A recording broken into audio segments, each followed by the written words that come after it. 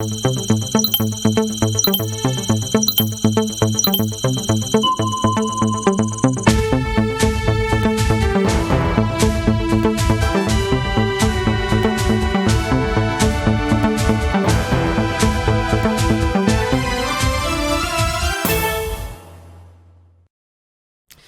Messieurs, nous sommes vendredi 22 octobre 2021. C'est notre 5e rendez-vous de 20h de la semaine. Merci de l'honorer. Je vous en donne les titres. 41e anniversaire de l'appel du pape Jean-Paul II à Ouagadougou en mai 1980. Plus de 30 milliards de francs CFA mobilisés par la Fondation Jean-Paul II pour le Sahel pour aider les populations. Pour le chef de l'État, c'est un appel qui reste d'actualité au vu de la situation sécuritaire et sanitaire que connaissent les pays du Sahel. À la gendarmerie nationale, le commandement est désormais entre les mains du colonel-major Herman Marie Omer Bambara. Il a officiellement pris fonction ce 22 octobre, 16 jours après sa nomination par décret présidentiel. Il place son mandat sous le signe de la cohésion au sein des troupes. Sécurité et lutte contre le terrorisme, la Tapoa, région de l'Est, se meurt lentement selon les habitants de la localité. Le service public y est réduit, l'économie est à genoux. Les ressortissants dépeignent un tableau noir de leur quotidien dans la zone. Ce matin, ils ont lancé un appel aux autorités. Bonsoir et bienvenue à cette édition du soir sur Trui TV. Comme annoncé il y a de cela quelques jours, la Fondation Jean-Paul II pour le Sahel a commémoré ce vendredi 22 octobre 2021 le 41e anniversaire de l'appel de mai 1980, un appel d'aide lancé par le pape Jean-Paul II à Ouagadougou, dans lequel il invite les bonnes volontés à venir en aide aux pays du Sahel, confrontés à des difficultés comme la sécheresse, la faim et la soif. Cette cérémonie commémorative a connu la participation d'éminentes personnalités de la communauté catholique, du président du Faso, du président de l'Assemblée nationale et du Premier ministre. Image de la commémoration avec Sanata Seri.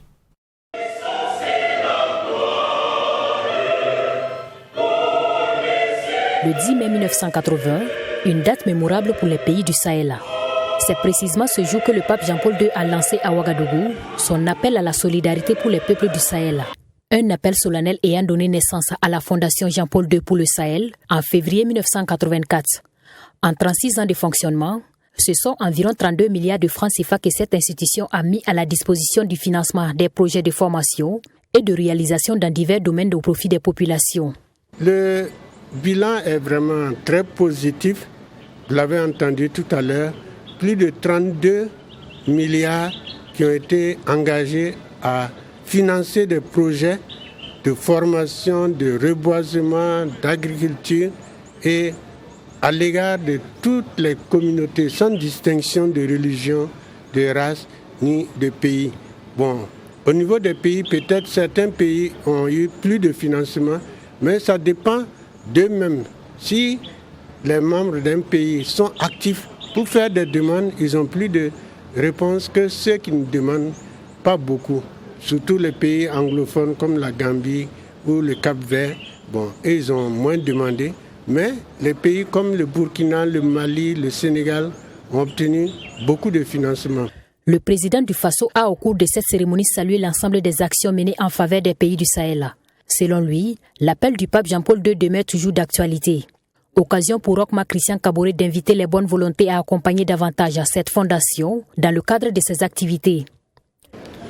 Il est évident que tout en faisant le bilan aujourd'hui certainement de l'ensemble de ses activités, il va du soi que l'appel du pape en 1980 reste toujours d'actualité au regard du contexte sécuritaire, au regard du contexte de la pandémie et qui met toujours nos populations dans de grandes difficultés. C'est pourquoi, encore une fois, c'est une opportunité de lancer un appel à toutes les bonnes volontés, aussi bien nationales qu'internationales, pour continuer à appuyer cette fondation dans le cadre de ce travail qui est mené en faveur de nos populations, qui, du point de vue de la vision du pape Jean-Paul II en son temps, est un acte de charité, un acte d'amour vis-à-vis de son prochain et vis-à-vis des populations du Sahel. La Fondation Jean-Paul II intervient notamment dans les domaines de l'environnement, de l'agriculture, de l'élevage, de l'énergie, de la santé et de l'enseignement technique et professionnel. Depuis sa création, ce sont plus de 5000 projets qui ont été financés dans les 43 diocèses et vicariats apostoliques que compte l'Église famille de l'espace sahélien. La présente commémoration a été placée sous le thème Fondation Jean-Paul II, 41 ans d'engagement pour donner espoir en vue d'un monde de justice et de paix. La gendarmerie nationale est désormais sous le commandement du colonel-major Herman Marie-Omer Bambara. Nommé il y a de cela quelques semaines par décret présidentiel, le nouveau chef d'état-major de la gendarmerie a été installé dans ses fonctions ce vendredi 22 octobre 2021 à Ouagadougou. Placé sous le signe de la cohésion, cette cérémonie solennelle a été présidée par le chef d'état-major général des armées, le général de brigade Gilbert Ouedraogo. Yassine Sawadkou. La gendarmerie nationale est désormais sous le commandement du colonel-major Herman Marie-Omer Bambara. Nommé le 6 octobre dernier par décret présidentiel, le nouveau chef d'état-major de la gendarmerie a pris officiellement fonction ce 22 octobre. Selon le désormais nouveau patron de la gendarmerie, 3 défis sont à relever sous son commandement, à savoir le défi sécuritaire, le défi organisationnel et le défi professionnel. Il reste évident que la criminalité dans certaines zones de notre pays a été portée à l'échelle d'une terreur qui endeuille, qui inquiète et qui suscite de nombreuses interrogations. Je m'incline bien entendu aussi devant la mémoire de chacune des victimes que nous avons enregistrées jusque-là. Mais il est évident que la recherche de résultats concrets reste le défi majeur. Pour élever ces différents défis, le nouveau chef d'état-major de la gendarmerie appelle ses hommes à la cohésion. Oui, c'est vrai que nous avons besoin de cohésion. D'abord en interne, nous avons besoin de nous donner la main. Nous avons besoin d'emprunter les meilleurs sentiers. Nous avons besoin d'une cohésion qui est construite sur la base des valeurs et des principes qui fondent nos missions individuelles et collectives. Nous n'allons pas entrer dans une cohésion basée sur une religion, sur une région, sur une ethnie ou d'un clan. Je pense que cette cohésion en interne est fondamentale. Âgé de 59 ans, le nouveau chef d'état-major de la gendarmerie a occupé les postes de chef d'état-major adjoint de la gendarmerie nationale de juillet 2009 à avril 2011, chef d'état-major par intérim de la gendarmerie nationale d'avril 2011 à octobre 2011, inspecteur de la gendarmerie nationale de février 2015 à septembre 2020 et expert en composante à police MONUSCO de septembre 2020 à la date de sa nomination. Sécurité, la situation dans la Tapoa, région de l'Est, est atterrante. Des jeunes originaires de la dite province accusent l'État burkinabé d'avoir abandonné leur province aux mains des terroristes. Ce 22 octobre 2021, en conférence de presse, ils ont exprimé leur ras-le-bol et annoncé des mesures pour résoudre la question du terrorisme dans leur province et au Burkina Faso de façon générale. Le reportage de Fatima Tanikima. Plus de services publics, plus d'écoles, plus de transports en commun, les activités économiques à l'arrêt. C'est l'état des lieux qu'a dressé les fils et filles de la province de la Tapoa face à la presse. Des conséquences d'une situation sécuritaire qui ne cesse de se dégrader dans la localité, selon les conférenciers du jour. Aujourd'hui, l'État ne contrôle plus rien dans la localité. Rien qu'hier, des enseignants ont été enlevés alors qu'ils tentaient de rejoindre Fada. Ils ont été dépouillés de tout et relâchés aux environs de 23 heures, qui est une heure de couvre-feu. Aujourd'hui, nous, jeunes de la Tapoa, nous sommes engagés dans cette guerre qui nous est imposée. Et pour atteindre l'objectif fixé, ces représentants de la jeunesse de la Tapoa comptent sur le soutien de toutes les forces vives et des forces de défense et de sécurité. Que les forces du mal se préparent, nous les connaissons. Ils sont chez nous. Ils sont dans nos forêts. Nous y avons chassé. Nous avons aussi fait paître nos animaux. Nous allons les dénicher. Tout toutes les personnes qui y sont, nous les invitons à quitter les rangs pour rejoindre le côté de la population, car nous allons les chercher où ils sont. Oui, qu'ils se préparent, parce que nous sommes déjà sur le terrain. Nous avons déjà commencé des actions et nous allons les combattre jusqu'à leur dernier retranchement. C'est une conférence de presse qui a permis aux conférenciers de lancer un appel à l'endroit du gouvernement burkinabé. Ils demandent la réouverture des salles de classe, le retour des services publics et de secours humanitaires pour les populations restées sur place. Sortie de promotion à l'ENAREF, plus de 200 impétrants de l'École nationale des régies financières ont reçu leur diplôme de fin de formation ce vendredi 21 octobre 2021. Au cours de la cérémonie de remise de diplôme, le ministre de l'Économie, des Finances et du Développement a invité ces impétrants à être professionnels sur le terrain. La résilience, c'est le nom de baptême de cette 32e promotion. Mamidriana Kamapou. Après une formation de 24 mois, 21 mois et 18 mois respectivement pour les élèves du cycle A, B et C, ils ont été jugés aptes à regagner le rang de l'administration économique et financière. Membres de la 32e promotion de l'École nationale des régies financières ENAREF, ils ont reçu leur diplôme de fin de formation au cours de cette cérémonie de sortie de promotion. Leur diplôme en main, ces derniers promettent être professionnels sur le terrain afin de satisfaire les nombreuses attentes des usagers de l'administration. C'est de nous donner au mieux pour servir la nation, essayer de donner satisfaction à toutes ces personnes qui vont se présenter à nous dans le cadre du service. Voilà, donc vraiment c'est de donner avec dévouement. Oui, la résilience, je pense que psychologiquement, parce que la résilience c'est d'abord un truc, je dirais que c'est quelque chose de beaucoup plus psychologique d'abord.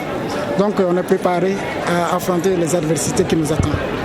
La résilience est le nom de baptême de cette 32e promotion de l'École nationale des régies financières. Et ce nom de baptême, selon le ministre de l'Économie et des Finances, par ailleurs patron de la cérémonie, invite chacun de ces impétrants à être plus efficace et à être à l'écoute des usagers. Qu'ils doivent se souvenir à tout instant qu'ils doivent servir la nation et non pas se servir. Et faire en sorte que, quels que soient les moments, la tentation, parce que manipuler des ressources, on peut avoir des tentations. Mais on doit pouvoir se garder, savoir que nous avons une mission, c'est de faire en sorte que les ressources soient effectivement bien gérées, c'est de faire en sorte que les investissements, les paiements que nous faisons, que les paiements aillent réellement à ceux qui ont déjà fait un bon travail. Pour l'année scolaire 2020-2021, l'École nationale des régies financières a fait un taux de réussite de 99,11%. Le thème retenu pour cette cérémonie de sortie de promotion est « Place et rôle du financier dans la mobilisation et la gestion des ressources dans le contexte d'insécurité et de Covid-19 ». La CENAC, Semaine nationale de la citoyenneté, 18e édition, se tiendra du 2 au 5 novembre prochain. Parmi les activités entrant dans le cadre de cette édition, il y a le prix de l'arrondissement le plus éco-citoyen de la commune de Ouagadougou. Ce prix, qui est à sa 5e édition, est organisé par le ministère en charge des droits humains en collaboration avec la mairie de Ouagadougou. Pour cette édition 2021, les objectifs du prix ont été présentés ce 20 octobre. Michael Tougré. L'objectif général du prix de l'arrondissement le plus éco-citoyen de la commune de Ouagadougou est de contribuer au renforcement des actions de salubrité au sein des 12 arrondissements. Ce prix est organisé par le ministère en charge des droits humains en partenariat avec la commune de Ouagadougou. Le constat qui est établi, c'est celui en fait de l'état dans lequel se trouve dans la plupart de nos communes et que fort heureusement l'ensemble des communes essaient de relever les défis qui se présentent.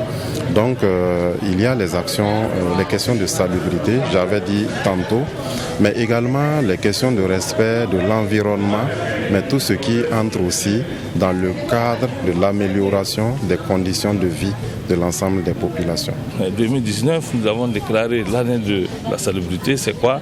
C'est amener au niveau des arrondissements nos populations. Nous avons dit qu'il faut prendre les voies, les rues, la voirie, où nous pensons que nous avons des caniveaux et faire en sorte que toutes les populations, ceux qui détiennent des boutiques, des kiosques au niveau justement de ces grandes voiries-là puissent effectivement accompagner dans le curage des caniveaux par exemple. Vous l'avez constaté depuis 3 ans quand même, on ne parle plus d'inondation dans la ville de Ouagadougou. De façon spécifique, une vingtaine de critères du prix de l'arrondissement le plus éco-citoyen a été défini par les membres du jury. Plusieurs sites comme les cimetières d'arrondissement, les marchés-érias, les centres de santé, les écoles vont être visités. Et selon le président du jury, à travers ces différentes sorties, son équipe va mettre l'accent sur les questions d'assainissement et de salubrité. Quand nous rentrons dans un marché, il va être question de voir les étalages, les allées, la toilette du marché, la gestion des déchets. À cela, il faut ajouter les cimetières. Nous allons également visiter les caniveaux. En dehors des caniveaux, nous allons visiter les écoles. Après les écoles, nous allons visiter les réserves administratives. En tout cas pour ce qui nous en reste, parce que c'est généralement ces endroits qui sont transformés en grands dépotoirs au niveau des quartiers. Les centres de santé seront visités. Et pour les centres de santé, nous visiterons les locaux, la cour même du centre. Nous visiterons les alentours des centres de santé. Le prix de l'arrondissement le plus éco-citoyen de la commune de Ouagadougou a été initié en 2017 et s'inscrit dans le cadre des activités de la Semaine nationale de la citoyenneté. Insertion socio-professionnelle des jeunes, un centre de formation en menuiserie, aluminium et vitrerie, désormais à la disposition des jeunes qui veulent se former dans les domaines de la menuiserie et de la vitrerie. Ce centre a été construit par un professionnel du domaine qui désire partager son expérience avec les jeunes. Le dit centre est basé à Rayongo, dans l'arrondissement numéro 11 de la ville de Ouagadougou. La cérémonie d'inauguration a été placée sous le parrainage du président du conseil régional du centre, Éric Thiemdoré. Les images avec Sanata Siré. Le centre de formation en menuiserie, aluminium et vitrerie est composé de 2 salles de classe et d'un atelier entièrement équipé. Ce centre professionnel réalisé par LH Amado Sanfo se veut être selon lui sa contribution à l'insertion socio-professionnelle des jeunes au Burkina Faso. Pour lui, il s'agit d'un rêve devenu une réalité. La formation des jeunes est pour moi un rêve d'avenir. Un rêve qui me tenait beaucoup à cœur depuis mes premiers pas dans ce noble métier de la menuiserie aluminium. Mesdames et messieurs, dans mon combat de chaque jour, j'ai toujours tenu à travailler de sorte à faire voir le jour une école de formation de l'aluminium. Et grâce à vos encouragements et soutiens divers, aujourd'hui c'est une réalité palpable. Former la jeunesse est une solution d'avenir pour notre pays à travers mes jeunes frères et sœurs, puisqu'ils constituent l'une des voies les plus sûres vers un emploi qualifié, durable, d'assurant pour garantir l'avenir des 20 jeunes burkinabés. Le président du conseil régional du centre, parrain de cette cérémonie, a salué cette initiative à sa juste valeur. Selon Éric Thiemdoré, ce genre de centre devrait être disséminé à travers toute la région du centre. Et je voudrais vraiment féliciter le fondateur El Hadj Sanfo, qui a vraiment su faire à tout point de vue. Il a localisé d'abord son centre dans un arrondissement très peuplé, ce qui veut dire qu'il y a certainement beaucoup de jeunes qui sont à la recherche d'emploi. Il a également contribué à l'insertion socio-professionnelle des jeunes et des femmes. Et c'est une satisfaction énorme parce que nous nous sommes rendus compte que El Hadj Sanfo accompagne également le conseil régional du centre. Le promoteur du centre a au cours de cette cérémonie soumis des doléances aux autorités. Son souhait est que ses élèves puissent prendre part au certificat de qualification professionnelle CQP à la fin de leur formation. Le centre de formation en menuiserie, aluminium et vitrerie est fonctionnel depuis 2018. Plusieurs matières y sont enseignées et les élèves ont droit à des cours théoriques et pratiques. La durée de la formation, faut-il le rappeler, est de 2 ans. 27e édition du FESPACO, un prix spécial décerné par le Conseil de l'Entente. Il est dénommé Prix Félix Houphouët-Boigny du Conseil de l'Entente. Le prix, qui a sa 4e édition, sera décerné lors de la soirée de remise de prix spéciaux ce 22 octobre. Le prix vise à promouvoir les valeurs chères à l'ancien président Houphouët-Boigny que sont la démocratie, la paix et la sécurité. Les membres du jury de ce prix spécial ont donné les détails de cette distinction lors d'un point de presse. Abdouraye Mienye. Le prix Félix Houphouët-Boigny du Conseil de l'Entente récompense au FESPACO le meilleur film ayant traité la thématique de la démocratie, la paix ou la sécurité. Des valeurs chères à l'ancien président ivoirien dont le prix porte le nom. D'une valeur de 10 millions de francs CFA en plus du trophée, ce prix vise à soutenir les jeunes réalisateurs âgés de 45 ans au plus à prospérer dans le métier du 7e art.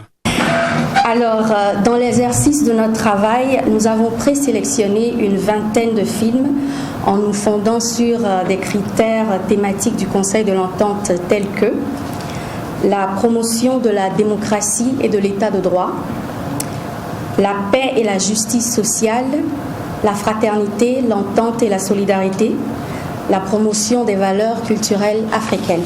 Initié pour les 5 pays du Conseil de l'Entente, à savoir la Côte d'Ivoire, le Bénin, le Togo, le Niger et le Burkina Faso, cette 4e édition a été élargie à d'autres pays. En fait, nous n'avions pas beaucoup de films qui répondaient aux critères du Conseil de l'Entente et aux critères liés à l'âge. La limite normalement pour le Conseil de l'Entente c'est 45 ans. Nous avons tiré à 46 ans pour pouvoir donner une chance par rapport au nombre de films que nous avons reçus. Mais nous étions obligés d'élargir l'espace géographique à l'espace UEMOA. Donc nous avons ajouté le Mali, la Guinée, la Guinée-Bissau et le Sénégal. Voilà, donc c'était vraiment pour pouvoir élargir l'espace et avoir de meilleures chances en fait. Par rapport à la sélection officielle, il n'y avait pas beaucoup de films qui répondaient à nos critères. En plus du FESPACO au Burkina Faso, le prix Félix Houphouët-Boigny est décerné au Festival national des arts et de la culture en Côte d'Ivoire, le Festival national de danse traditionnelle au Togo, le Championnat national de lutte au Niger et au Festival international du vaudou au Bénin. FESPACO 2021 toujours, la Côte d'Ivoire est en liste pour l'étalon d'or de Nyenenga. Le réalisateur Philippe Lacotte présente le film La Nuit des Rois, espérant remporter le plus grand trophée de cette biennale du cinéma africain. Le film en question raconte l'histoire d'un nouveau prisonnier de la maison d'arrêt et de correction d'Abidjan-Maka, une prison dirigée par un détenu. Plusieurs thèmes comme la vie en prison, la violence et la guerre y sont abordés. Des acteurs de renom burkinabé figurent également dans ce film. Hier aux environs de 20h30, le film a été projeté pour les cinéphiles au Ciné Niroya. On reste avec Abdouraye Mienye. Romain, comme surnommé dans le film, est un jeune admis à la maison d'arrêt et de correction d'Abidjan-Maka, la Maka où règnent les prisonniers sous les yeux impuissants des geôliers. Et il dit quoi? Il veut qu'il dise quoi? La Maka, c'est la seule prison au monde gouvernée par un détenu.